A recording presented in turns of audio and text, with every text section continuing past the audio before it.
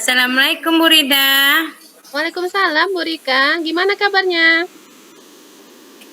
Alhamdulillah sehat Bu. Bu Rida sendiri gimana kabarnya? Maaf ya, saya mengganggu waktu istirahatnya. Nggak nganggu kok, saya mah senang Ibu nelpon. Ada apa Bu Rika?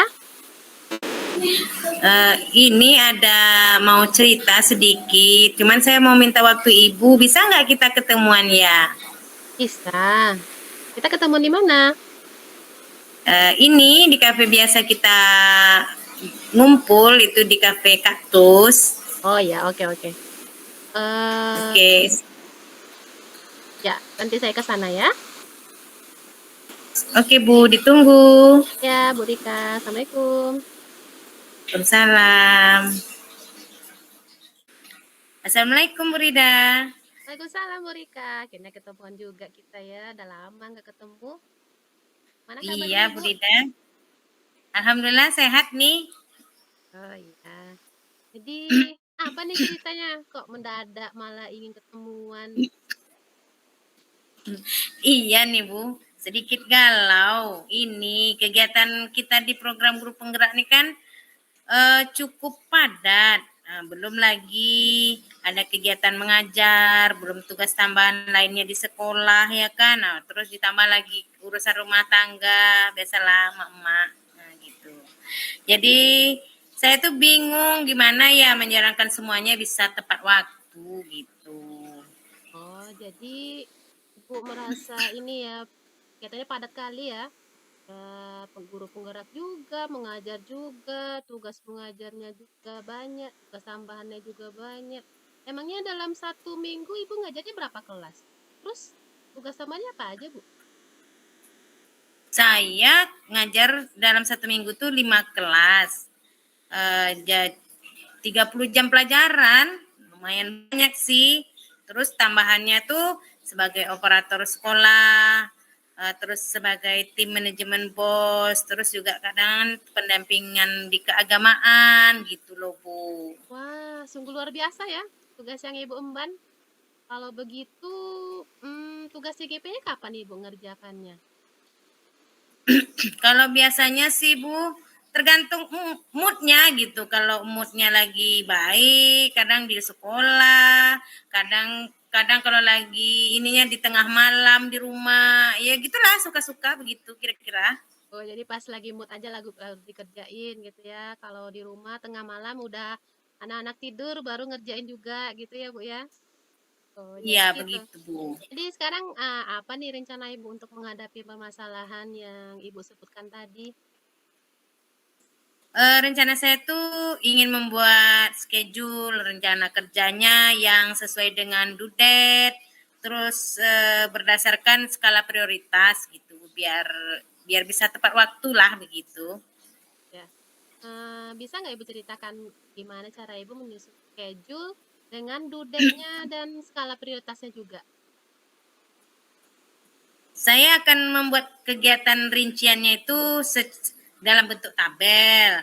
Terus di dalam tabel itu saya rincikan mulai kegiatannya, due date-nya, kapan, terus dan tempatnya di mana. Dan itu semua akan saya print, nanti akan saya letakkan di meja kerja atau di dinding kamar, terus membuatnya di pengingat di handphone gitu biar supaya lebih uh, mengingatkan di saat-saat lupa atau mungkin di saat-saat moodnya kurang bagus gitu. Berarti Ibu buatnya dalam bentuk tabel ya, udah dirinci ya semuanya di situ ditulis gitu kan. Super sekali sih rencana Ibu ke depannya dan itu semoga terlaksana ya sesuai dengan yang Ibu inginkan. Semangat ya, Bu. Siap. Kira-kira nanti siapa yang dapat membantu Bu Rika dalam menjaga komitmen yang Ibu buat tadi? Yang membantu saya dalam menjaga komitmen ini yaitu yang telah saya buat ini adalah terutama keluarga. Yang pertama yaitu seperti suami yang selalu mengingatkan seandainya lupa atau mungkin sudah nampak lelet kira-kira dalam pengerjaan kegiatan.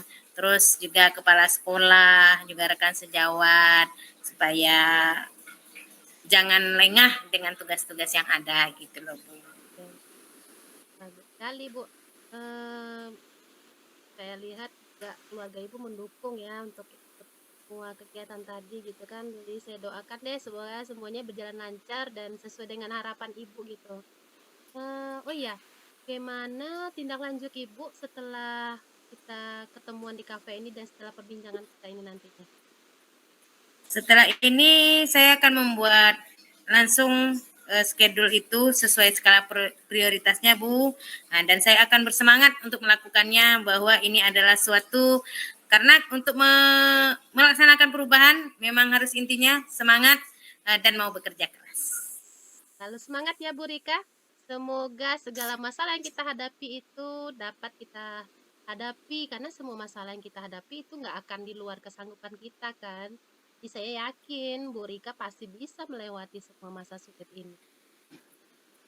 Amin Bu, terima kasih atas supportnya dan terima kasih sudah meluangkan waktunya untuk bisa kita berbagi, saling sharing, sehingga masalah yang membeban pada saya itu akhirnya bisa terpecahkan dan menimbulkan semangat baru untuk kedepannya, begitu Bu, untuk lebih tepat waktu.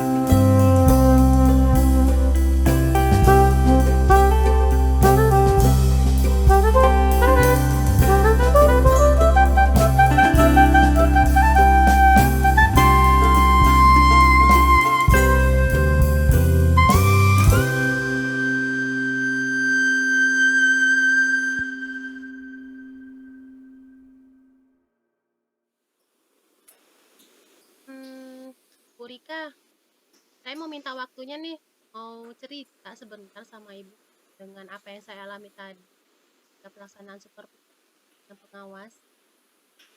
Baik Bu Rida, apa ya yang mau Ibu ceritakan tentang kejadian tadi? Saya baru saja mendapatkan teguran dari kepala sekolah. Jadi beliau menerima laporan dari pengawas yang melakukan supervisi tadi. Pengawas sekolah itu melakukan supervisi, tampaknya beliau keberatan dan saya mengajar tanpa buku teks Bu. Jadi saya mengajarkan dengan memanfaatkan sumber-sumber yang lain gitu. Jika diingatkan pengawas itu, saya menyampaikan jika saya tetap mengacu pada kurikulum walaupun saya tidak menggunakan buku teks. Pengawas tersebut tampaknya tersinggung deh Bu dengan saya dan akhirnya pengawas itu memberikan laporan kepada kepala sekolah. Oh begitu Bu. Kira-kira hambatan apa ya yang menyebabkan Ibu tidak menggunakan buku teks tersebut?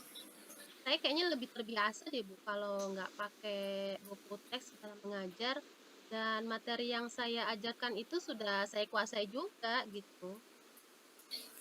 Terus apa kelebihan yang Ibu rasakan di saat tidak menggunakan buku teks? Saya jadi merasa lebih bebas gitu kalau nggak pakai buku teks, nyampain materinya dan juga implementasi dari Merdeka Mengajar ceritanya Bu gitu. Jadi saya coba aja nggak pakai buku teks, ternyata lebih enjoy gitu rasanya kalau kayak gitu. Kalau boleh tahu pada saat mengajar Ibu menggunakan sumber belajar apa ya? Saya menggunakan internet, jadi contohnya kayak video pembelajaran, YouTube, terus kayak artikel ilmiah gitu dari internet.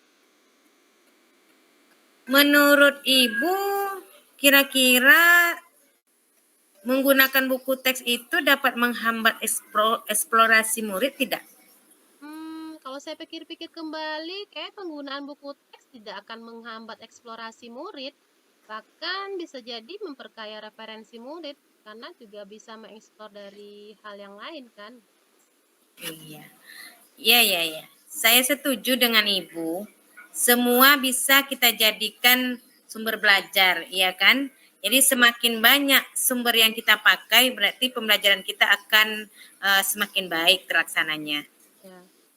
Terus, jadi sekarang apa rencana Ibu untuk menyelesaikan masalah ini? Kayaknya yang saya lakukan pertama kali, saya mau menghadap kepala sekolah lagi deh, Bu. Saya mau menyampaikan permohonan maaf. Tadi kan saya juga udah jumpa sih dengan kepala sekolah, tapi saya belum ada minta maaf karena kayaknya saya udah buat kecewa Bapak pengawas. Dan kalau seandainya bisa memungkinkan, saya ingin ketemu langsung lah sama Bapak pengawas tadi. Supaya masalah ini bisa bisa selesai cepat sih dan tidak menimbulkan salah paham yang berkepanjangan nanti. Terus apabila Ibu bertemu Bapak pengawas, apa yang akan Ibu sampaikan nantinya? Saya coba memberikan pengertian lagi ke Bapaknya dan mengatakan bahwa saya akan mengajar dengan menggunakan banyak sumber belajar dari buku teks, internet, misalnya, kemudian video pembelajaran, dan juga tujuan yang jelas dan sesuai dengan tujuan pembelajaran yang sudah dibuat. Jadi murid-murid dapat mengeksplorasi materi dengan merdeka sih, sesuai dengan kebutuhan mereka, dan itu semua tidak akan lari dari kurikulum yang ada gitu. Bagus sekali rencana Ibu. Mudah-mudahan berhasil ya, Bu. Terus apa komitmen Ibu terhadap masalah ini?